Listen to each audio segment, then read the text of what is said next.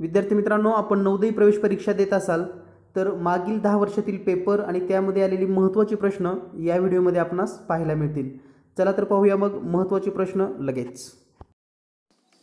या व्हिडिओमध्ये पाहूया आपण 5th नवोदय प्रवेश परीक्षेसाठी आवश्यक असे percentage and it's application, profit and loss म्हणजेच शतमान आणि त्यांचे उपयोजन, नफा आणि तोटा या दोन्हीही महत्त्वाच्या घटकांचा अभ्यास, यापूर्वी आलेल्या प्रश्नांचा अभ्यास करूयात लगेच. विद्यार्थी मित्रांनो, या व्हिडिओमध्ये पाहूया आपण पर्सेंटेज अँड इट्स ॲप्लिकेशन म्हणजेच शेकडेवारी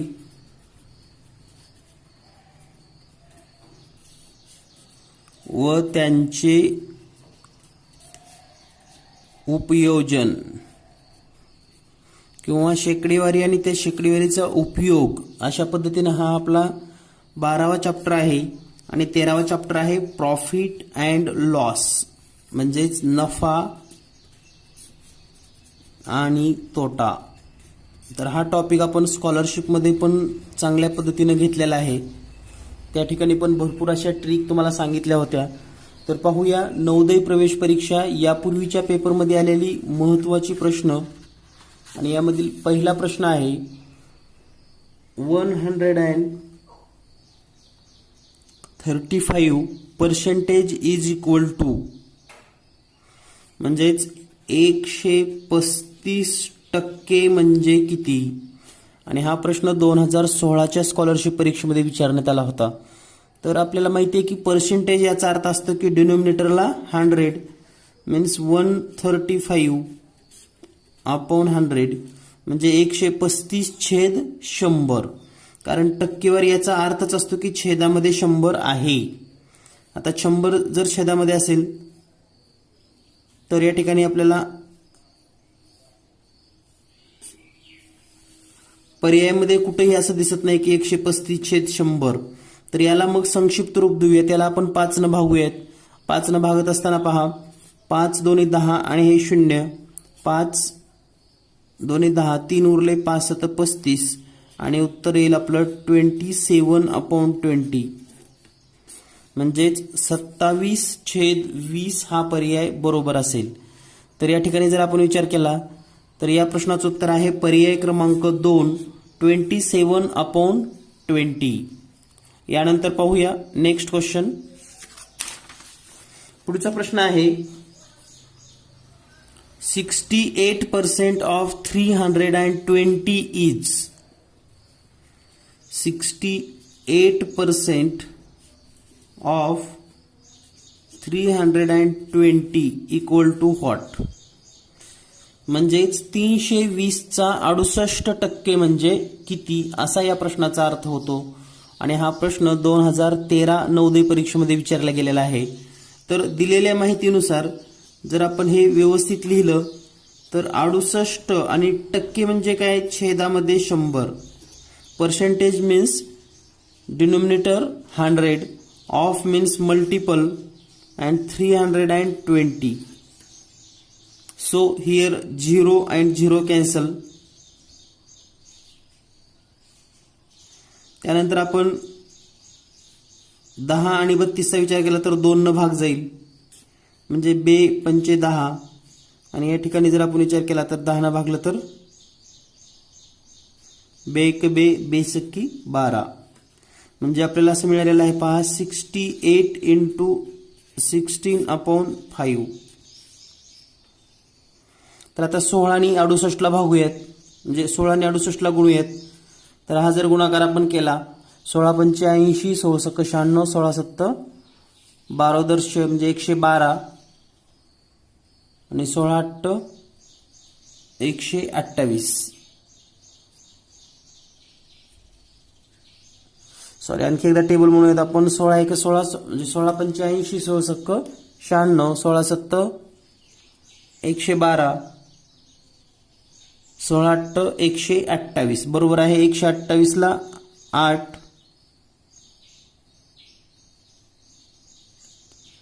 त्यानंतर कॅरी असतील 12. त्यानंतर 16 पंचे 16 सक्की 96 96 आणि 12, तर 96 आणि 12 होतील 108.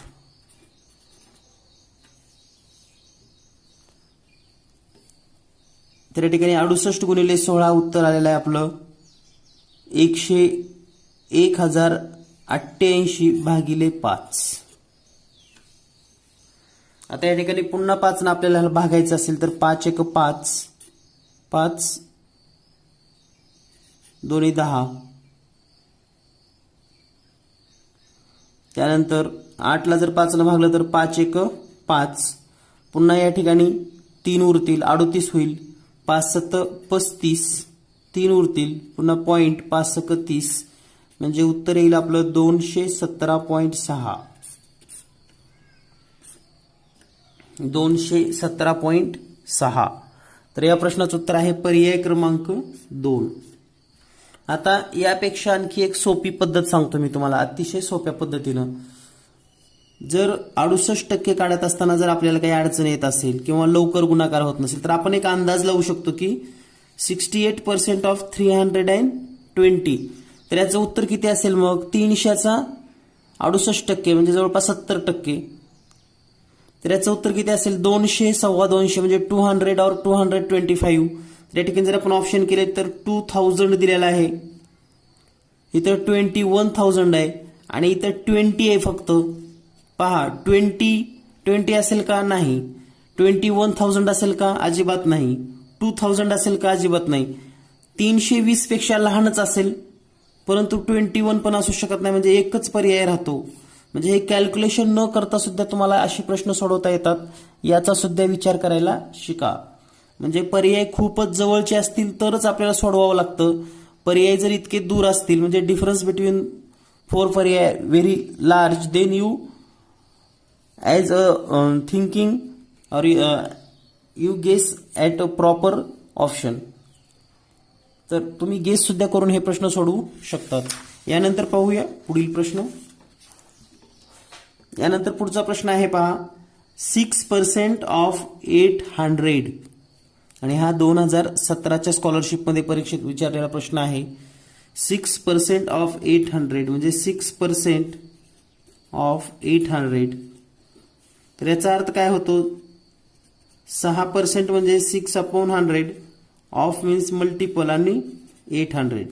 तर हे 20 cancel and here 6 into 8 is equal to 48. And the correct answer is option number 2. यानंतर पाहूया नेक्स्ट क्वेश्चन.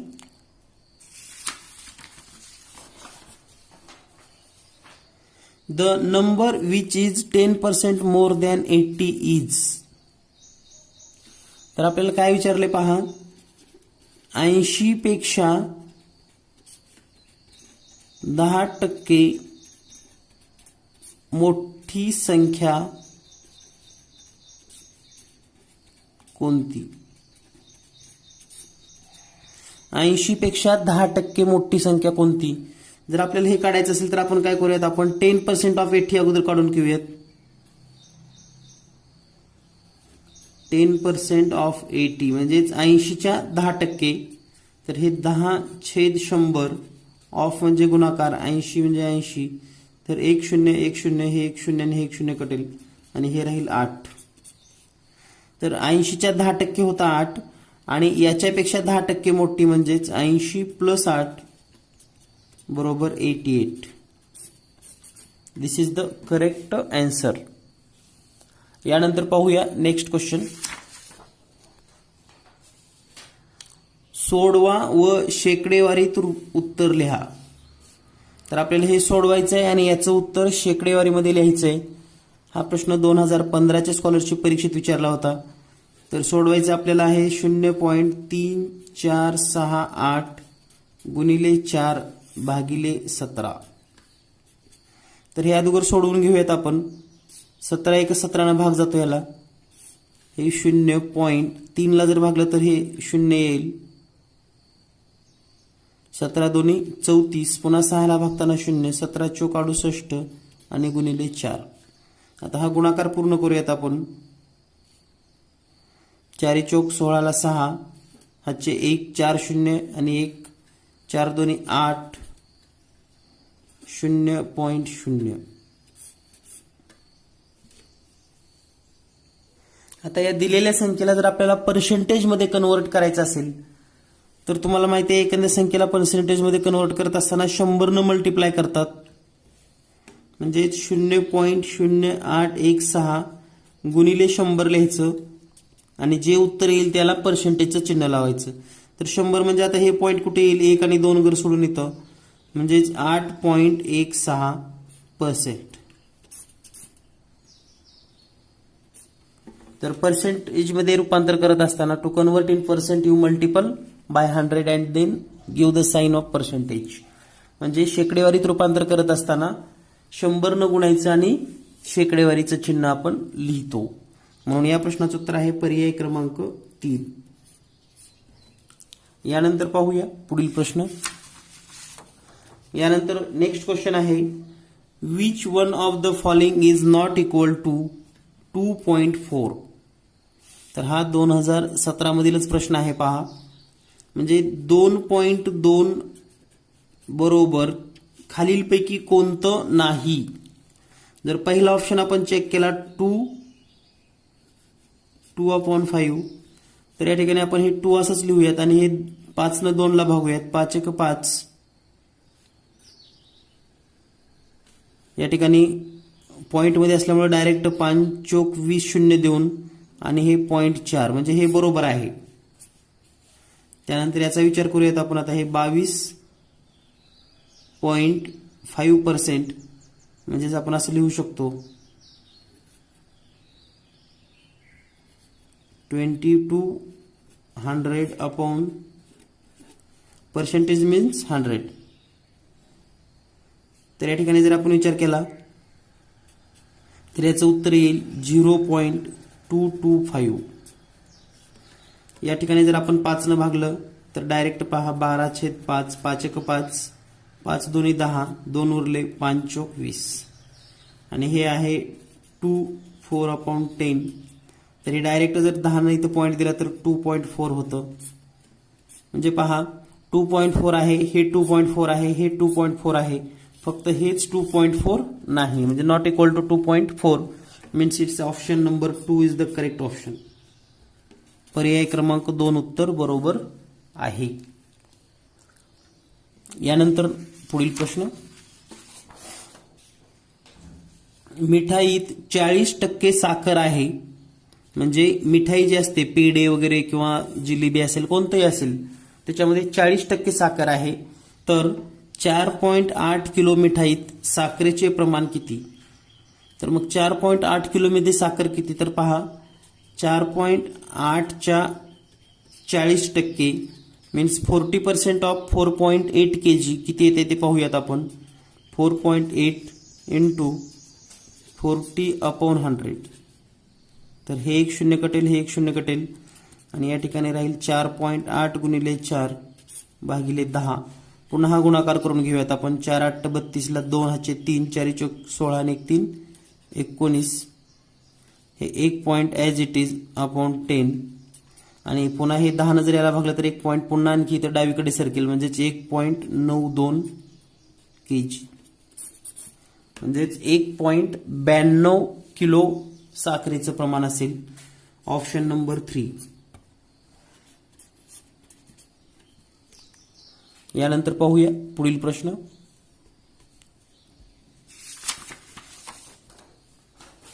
यानंतर पुढचा प्रश्न आहे साखरेचा भाव 20 रुपये प्रति किलो वरून 23 रुपये प्रति किलो केला तर साखरेचा भाव किती टक्क्यांनी वाढ झाली. पहा 20 रुपये प्रति किलो भाव होता तो 23 रुपये प्रति किलो झाला, तर किती रुपये वाढ झाली. तर या ठिकाणी पहा टोटल जर वाढ आपण विचारली, वाढ बरोबर 23 वजा 20 म्हणजेच 3 रुपये. 3 रुपये वाढ झालेली आहे. 3 रुपये वाढ. तर पहा ही 3 रुपये वाढ कशाला झालेली आहे, 20 रुपयाला, म्हणजेच 20 रुपयाला 3 रुपये वाढ होते. मग 100 रुपयाला किती होईल? तर या ठिकाणी क्रॉस मल्टिप्लिकेशन करूया आपण. 100 गुणिले 3 भागिले 20, 20 एक 20, 20 पंचे 100 आणि 5 गुणिले 3 म्हणजेच 15% वाढ. म्हणजे 15% वाढ होते. यानंतर पाहूया पुढील प्रश्न.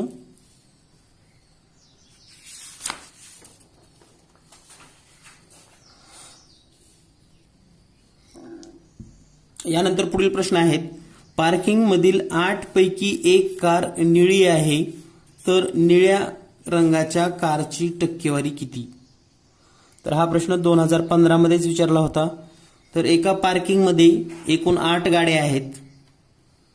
8 पैकी 1 निळी म्हणजे 1/8 म्हणजे 1/8 मध्ये जर आता याला पर्सेंटेज मध्ये रूपांतर करायचं असेल तर आपण 100 न मल्टिप्लाय करतो आणि हे येईल मग 100/8%.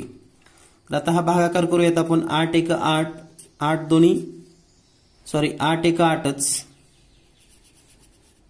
2 उरले 20 होईल, 8 दोन्ही 16, पॉईंट 4 उरेल, 8 पंचे 40 म्हणजेच 12.5%. निळ्या गाड्याची जी टक्केवारी आहे ती आहे 12.5%. पर्याय क्रमांक 4. यानंतर पाहूया पुढील प्रश्न. पुढील प्रश्न आहे. एका शहराची लोकसंख्या 20 लाख असून एका वर्षात 1.1% वाढ झाली, तर 1 वर्षानंतर त्या शहराची लोकसंख्या किती? तर दिलेल्या माहितीनुसार 20 लाख लोकसंख्या आहे. 20 लाख म्हणजे आपण असं लिहू शकतो, हे 20,000 आणि हे 3, हे 20 लाख लोकसंख्या आहे. तर वाढ किती झाली? 1.1% म्हणजे 1.1%. तर आपण हे वाढ किती होते ते पाहूयात. तर हे 2 शून्य कट होतील आणि हे 2 शून्य कट होतील. त्यानंतर हे पॉईंट जाण्यासाठी इकडलं 1 शून्य कट होईल आणि हे पॉईंट कॅन्सल होऊन 11 दोन्ही 22 आणि हे 3 शून्य म्हणजेच 22,000 वाढ होईल. आता शहराची लोकसंख्या किती असेल मग? 22 लाख, हे 20 लाख आणि 22,000 वाढ झालेली लोकसंख्या. तर टोटल लोकसंख्या होईल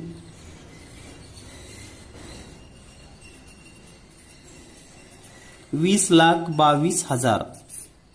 आणि याला जर लाखामध्ये रूपांतर करायचं असेल लाखामध्ये तर हे येणार 20.22 लाख. 20.22 लाख म्हणजेच पर्याय क्रमांक 3.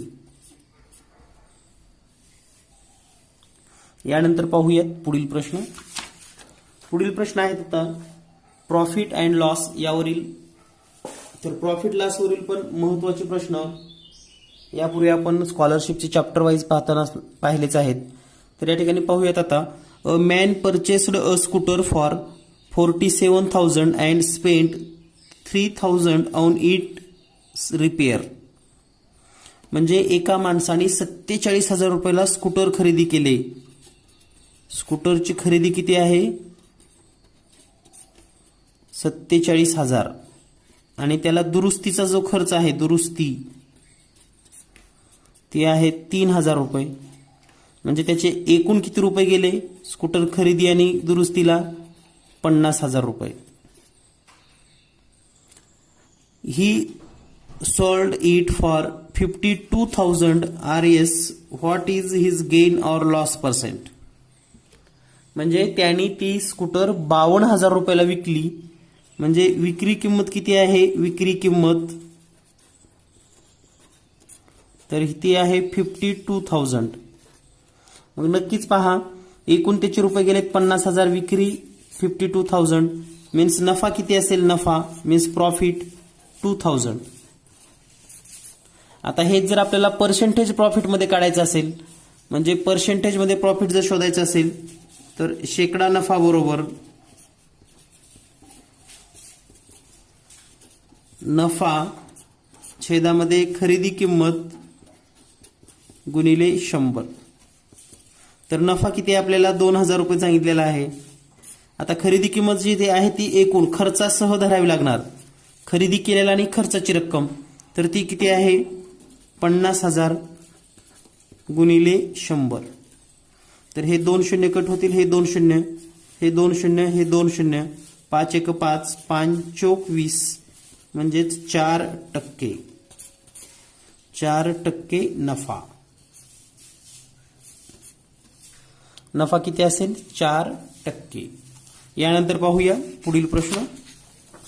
पुढचा प्रश्न आहे a man bought a second hand cycle for 450 rupees.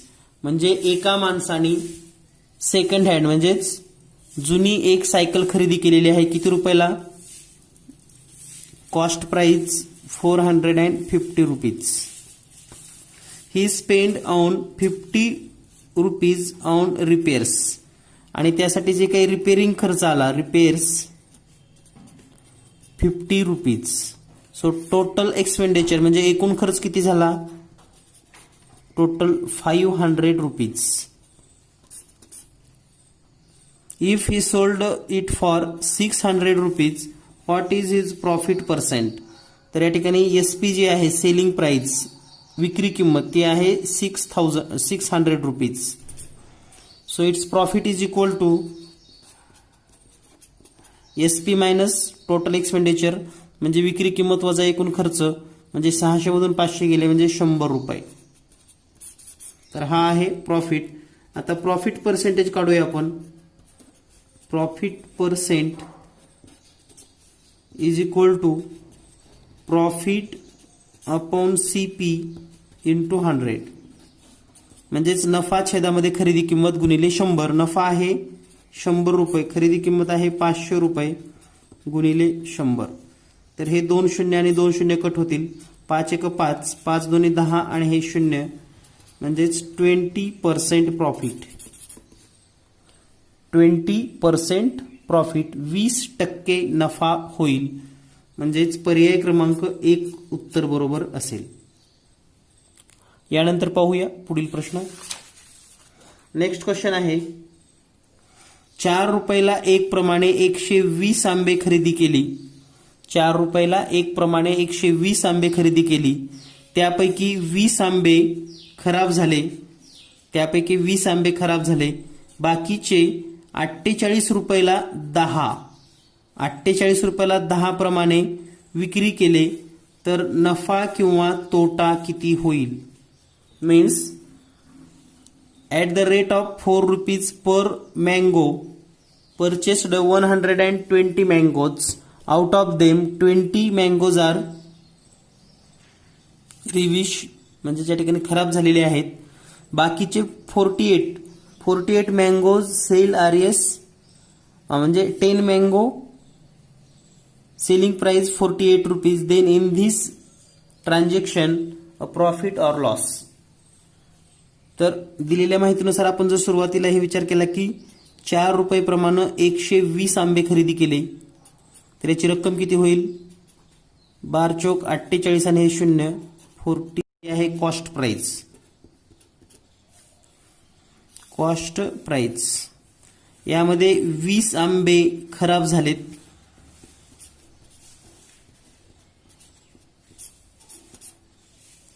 मग राहिले किती? 100 आंबे आणि 10 आंब्याची सेलिंग प्राइस आहे 48 रुपीज. तर आपले 100 आंबे आहेत. आता 100 आंब्याची किती असेल मग? तर या ठिकाणी 10 गुणिले 10 केल्यावर 100 येतं. त्याप्रमाणे या ठिकाणी एसपी ला 10 न गुणिले 10 बरोबर 480 म्हणजे 480 रुपये. Means in this transaction CP is equal to 480. ही सीपी आहे and SP also 480 rupees. So there is no profit no loss म्हणजे ना नफा ना तोटा. Option number 4 is the correct answer. तर या व्यवहारामध्ये तोटाही होत नाही आणि नफाही होत नाही. म्हणून या प्रश्नाचं उत्तर आहे पर्याय क्रमांक 4. यानंतर पाहूया पुढील प्रश्न. पुढचा प्रश्न आहे, एक शर्ट 2500 रुपयाला विक्री केल्यास. यानंतर पाहूया पुढील प्रश्न. एक शर्ट 2500 रुपयास विक्री केल्यास 25% नफा झाला तर खरेदी किंमत किती? तर या ठिकाणी दिलेल्या माहितीनुसार विक्री किंमत आहे सेलिंग प्राइस 2500 रुपीज. प्रॉफिट आहे पर्सेंटेज प्रॉफिट म्हणजे शेकडा नफा 25%. तर आपल्याला सीपी फाइंड आउट करायचे. तर हे गणित सोडवण्याची एक सोपी पद्धत सांगतो. सीपी अँड एसपी असं लिहून ठेवा. समजा सीपी जर 100 रुपये असेल तर त्याची एसपी किती असेल विथ 25%, म्हणजे खरेदी किंमत जर 100 रुपये असेल तर त्याची विक्री किंमत येईल 125 रुपये. सीपी म्हणजे खरेदी किंमत आणि एसपी म्हणजे विक्री किंमत. आता आपल्याकडे विक्री किंमत आहे 2500, मग त्याची खरेदी किंमत किती असेल? तर या ठिकाणी क्रॉस मल्टिफिकेशन करायचं, त्यालाच आपण तिरकस गुणाकार म्हणतो. तर हे होईल 100 गुणिले 2500 आणि छेदामध्ये 125. तर आता हे सोडवून घेऊयात आपण. 25 न 250 आणि हे 125 याला 25 न भाग जाईल. 25 5 125 आणि 25 1 25 आणि हे 2 0. त्यानंतर 5 न भागूयात 100ला. 5 1 5 5 2 10 आणि हे 0 म्हणजे हे 20 गुणिले 100. 20 into 100 इज इक्वल टू 2000 म्हणजे 2000 रुपये ही सीपी असेल खरेदी किंमत.